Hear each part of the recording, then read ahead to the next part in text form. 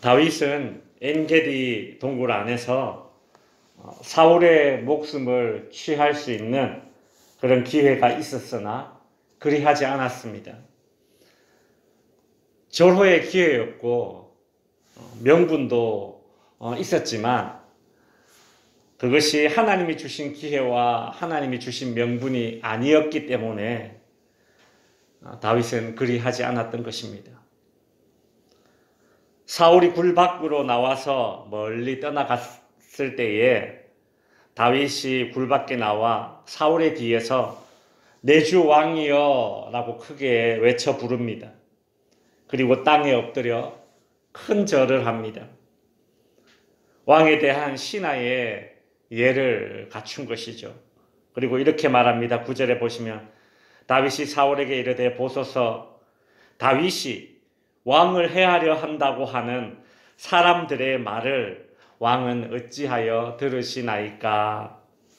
다윗은 사울에게 다윗이 왕을 해하려 한다고 하는 사람들의 말을 듣지 말라 이렇게 말합니다.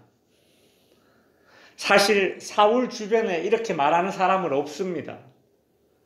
오히려 사울 자신이 그렇게 생각하고 그렇게 말하고 있을 뿐이죠. 그럼에도 다윗이 이렇게 말하는 이유는 무엇이겠습니까? 그것은 사울의 책임을 덜어주기 위한 배려입니다.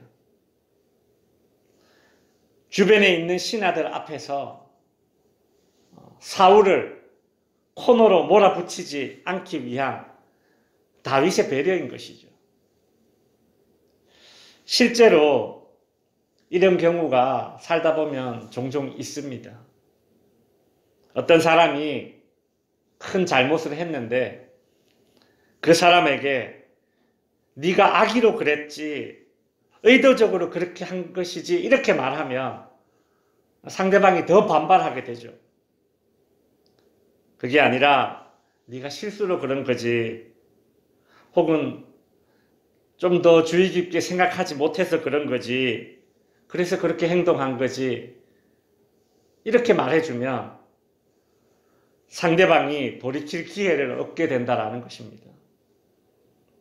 상대방의 잘못을 윤리적인 잘못으로 그렇게 몰고 가기보다는 단순한 실수지 판단 미스지 이렇게 말해주면 상대방이 상처를 덜 받고 회복할 수 있게 되는 경우를 우리는 보게 됩니다.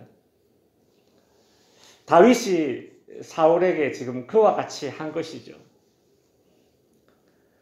다윗은 14절에 이스라엘 왕이 누구를 따라 나왔으며 누구의 뒤를 쫓나이까 죽은 개나 벼룩을 쫓음이니이다 라는 말을 합니다. 다윗은 자기 자신을 죽은 개 혹은 벼룩과 같이 그렇게 비유를 하고 있죠.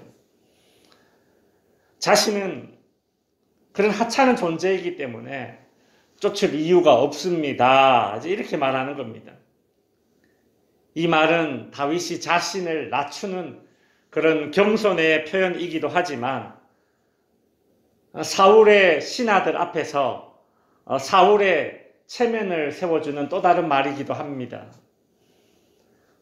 사실 국정을 지금 뒤로 한 채 다윗을 쫓는 일에만 그렇게 혈안이 되어 있는 그런 치졸한 왕이라는 인식을 심어주지 않도록 하기 위한 다윗의 어떤 그런 마음 씀씀이가 담겨있는 그런 표현입니다. 문제는 이렇게 말할 수 있으려면 내 마음의 그릇이 그만큼 커야 됩니다. 갈등이 있을 때에 그저 상대방의 잘못을 탓하기보다는 상대방의 처지를 이해하려는 마음은 내 마음의 그릇이 상대방보다 더 커야 이렇게 할 수 있는 것 아니겠습니까? 다윗의 이런 말과 행동이 참 하나님의 마음에 합한 사람이구나 라는 그런 생각을 들게 만듭니다. 어떻게 보면 이것이 하나님의 사람의 품격이 아닌가라는 생각이 듭니다. 성도의 품격이죠. 얼마나 많이 배우고 얼마나 많이 가져서 그때 생기는 그 여유로움에서 나오는 것이 아닙니다. 성도의 품격은 그가 얼마나 많이 알고 있고 그가 얼마나 많이 가져서 삶의 여유로움가에서 나오는 것이 품격이 아닙니다. 하나님 앞에서 그의 마음이 얼마나 양심적으로 작동되어서 상대방을 담을 수 있는 그런 마음의 크기인가에서 나오는 것이 성도의 품격입니다. 다윗은 자신에게는 반역의 의도가 없음을 사울에게 알립니다. 가장 확실한 물증이 있죠.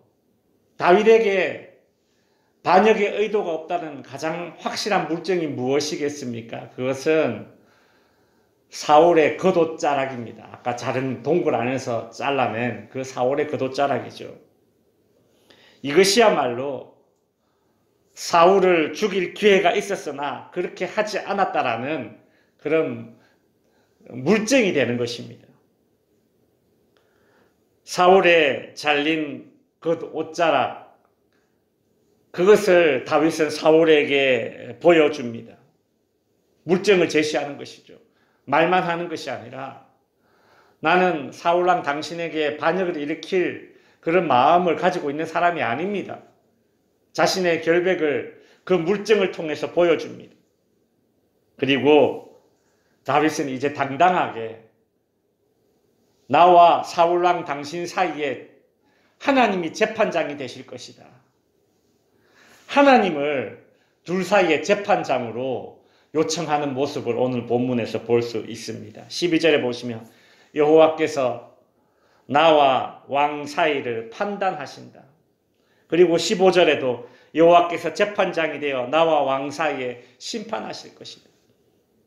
말뿐만이 아니라 행동까지도 혹은 그 마음에 숨겨진 의도까지도 정말 감출 것이 없고 구릴 것이 없는 그런 사람들만이, 오직 의인만이 하나님을 심판자로 요청할 수 있는 것 아니겠습니까?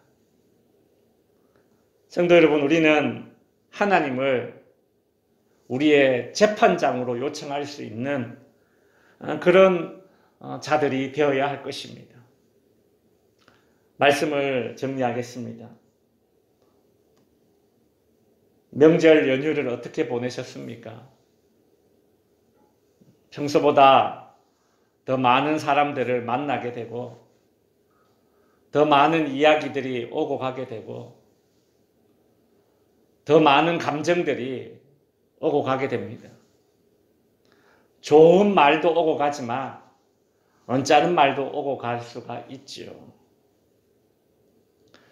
덕담으로 소통하자.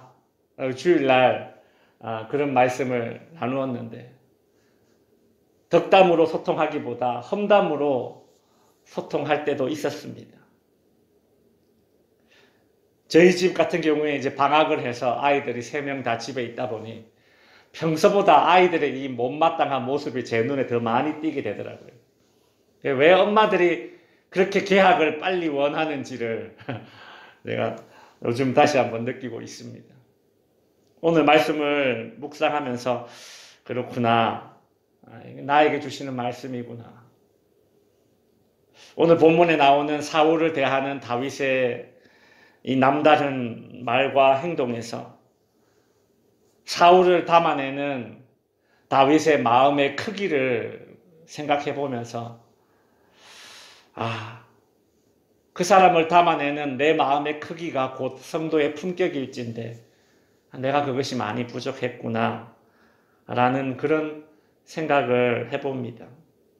성도 여러분, 사울을 담아내는 다윗의 마음의 크기가 다윗의 품격이요, 또한 우리 성도들의 품격이 되기를 바랍니다. 나의 우월함을 과시하거나 나의 어떤 선행도 강조할 필요가 없습니다. 그저 배려와 겸손으로 상대방의 마음을 알아줄 수 있는 넓은 마음을 오늘도 하나님께 기도의 자리에서 구하기를 바랍니다. 일상의 자리에서 하나님께서 우리에게 성도라는 그런 귀한 이름을 주셨는데 그 귀한 이름, 성도라는 그 귀한 이름에 어울리는 그런 품격으로 오늘도 살아내는 우리 모든 덕지교회 성도님들 될 수 있기를 주님의 이름으로 축원드립니다.